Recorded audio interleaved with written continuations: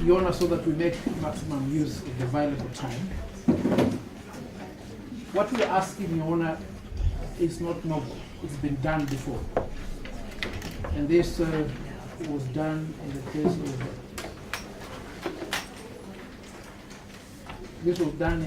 Kinyanjui versus the Republic. We have extracted this case from paragraph 41 to paragraph 42 of our submissions. Republic versus Kinyanjui. Sorry, Kinyanjui versus Republic. Your Honor, it is reported as criminal appeal number 141 of 1986. We've set it out as it's a court of appeal decision.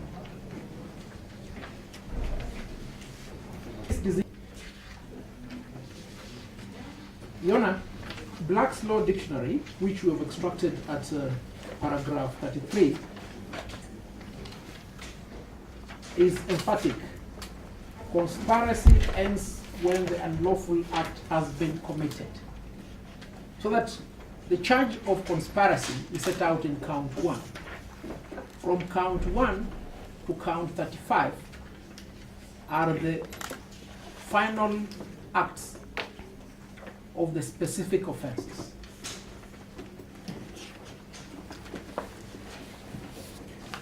It follows, therefore, if, as it is in this case, the prosecution has a specific final offense,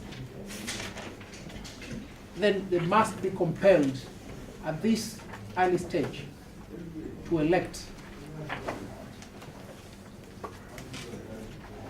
Your Honor, in a humble submission, we have demonstrated with the sufficiency of case law how count 1 cannot be sustained.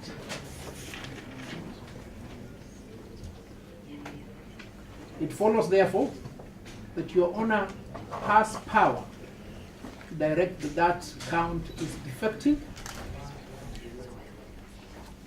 and the trial should only proceed insofar as it relates to the first accused person on counts 1 and 2. 2 and 3.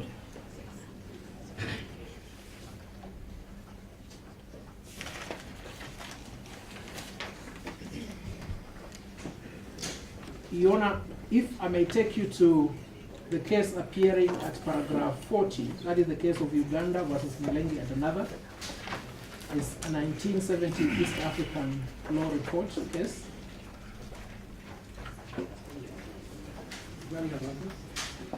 Uganda versus Milimani and another, 1970 East African law report. We have extracted it at page 40. Your Honor, permit me to read, because this is very significant. We are satisfied, and that is the decision of the appellate court, we are satisfied, therefore, that in the circumstances of this case, that the decision of the Chief Magistrate that the prosecution should elect whether or not to proceed with the trial on the count of conspiracy, or alternatively on the 4 remaining counts, was a matter within the discretion of the court. And when we were last before you, you asked my colleague what will be the relief under these circumstances. Your Honor, the relief will be an order for election and severance.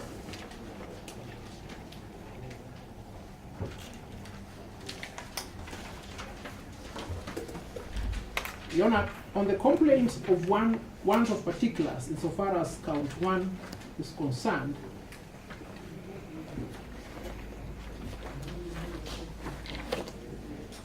the decision in Ibrahim versus the Republic, we have set it out at paragraph 47 of our submissions.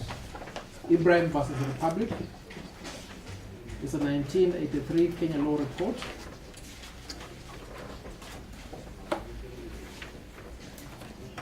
Again, a decision that affirmatively states a charge deficient for one of particulars is incurably defective and fatal.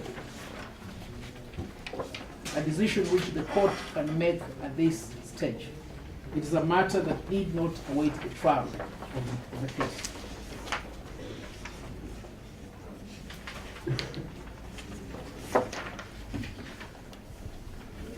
Yeah, we refer to the decision in Malebe versus Republic. We have extracted it at paragraph 50 of our submissions.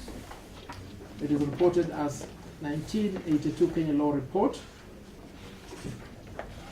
This decision is ratio for the proposition in law that misjoinder occasions a failure of justice. It renders the entire charge incurably defective.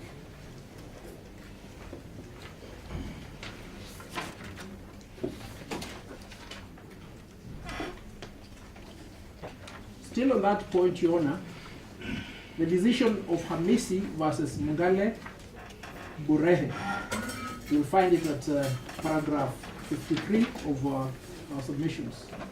It is reported as 2015 EKLR. And this is what the court had to state. The court may do this, that is, order severance, where the interest of justice so demands, such as where the accused may be prejudiced or embarrassed in his defense by a trial of all the alleged offenses in one charge sheet or complaint.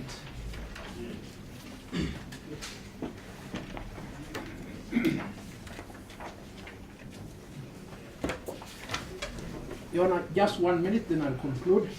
The last decision in the case of Lilian Bogo Omolo versus Director of Public Prosecution.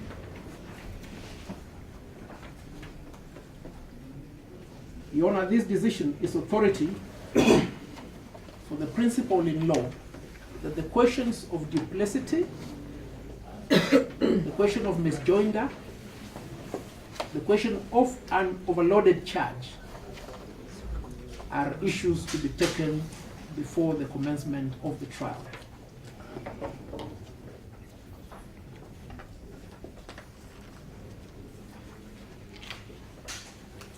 Your Honor, permit me to conclude with reference to Article 50, Subarticle 2, Paragraph L, which underscores one of the fundamental elements of a fair trial as being the right to refuse to give self-incriminating evidence.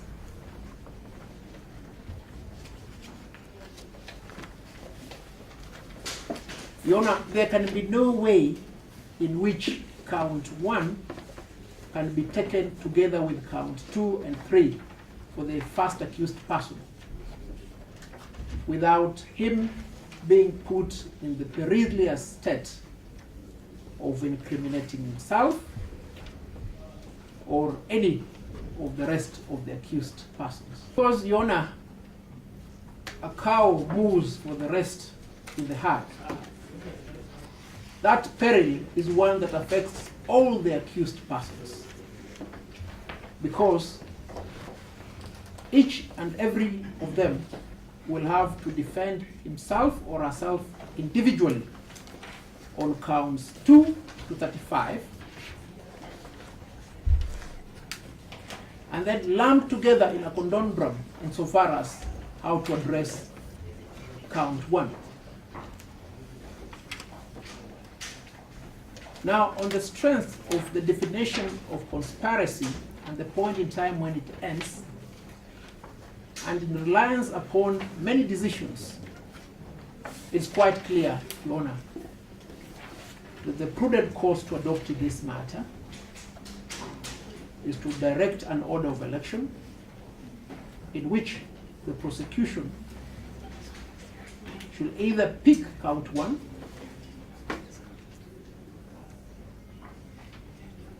or count 2 and 3 separately for the first accused person. With that, thank you, sir.